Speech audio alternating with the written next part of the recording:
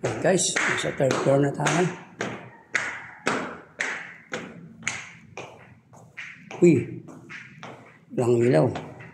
Uy, bukas po ang dalawang ilaw.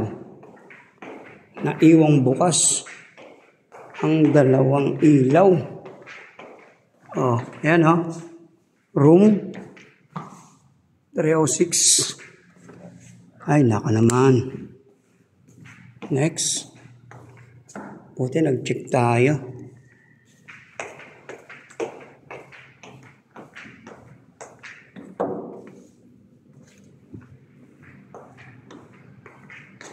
Wala yung ALS dito.